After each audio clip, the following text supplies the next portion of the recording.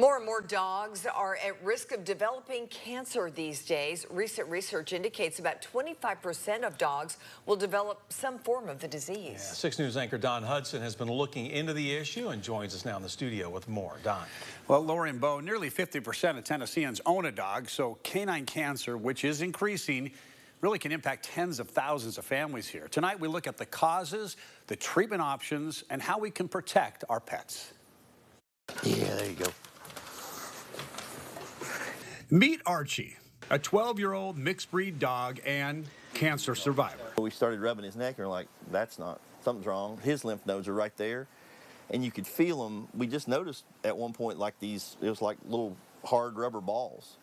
Archie's owner, Eric Keener, says that led to a trip to the vet and then to the University of Tennessee Veterinary Medical Center, where doctors presented the options. You have to think about what's their quality of life going to be, and that was one of the first questions we asked. Is this chemo just going to devastate him, and he's going to be sick for the next 18 months, and what are the chances of success? Statistically, it is as common as human cancer is. Veterinarian Christy Moser says today more and more dog owners are faced with the same options the Keeners face with Archie.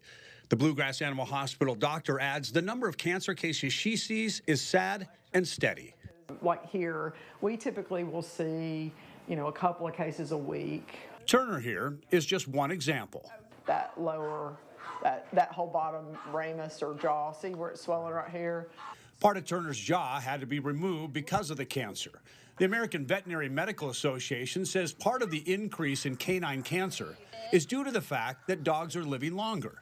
Other reasons are connected to exposure to cancer-contributing elements. All the same, factors: sunlight, pesticides, herbicides, plastics, genetics. Dr. Moser adds, just like human cancer, some forms are easier to treat than others, especially if they're caught in the early stages. There are certain cancers that have a better success rate than others.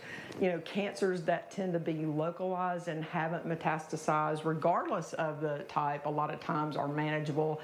She adds, catching it early means you have to pay attention to changes in your dog. Things that you watch for, when you're at home and you're not seeing the vet, definitely, weight loss, just inappetence in general, a dog that eats with gusto and then all of a sudden it doesn't want to eat as much. I always tell clients, be sure that you are familiar with the color of your dog's gums. They should be nice and healthy pink. General malaise, not feeling well, not acting like they have acted previously, not wanting to play. That brings us back to Eric and Archie. The family decided to move forward with chemotherapy. He's been in remission for, 5 or 6 months now. And they say they made the right decision.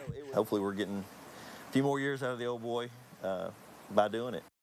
The FDA says that most cancer treatments for dogs use the same drugs that are approved for human use. However, the doses and the frequency are different, with dogs receiving lower doses to reduce the toxicity and the side effects.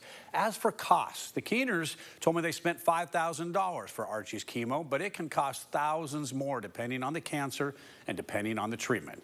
Now, we have links to canine cancer information with this story online at WATE.com.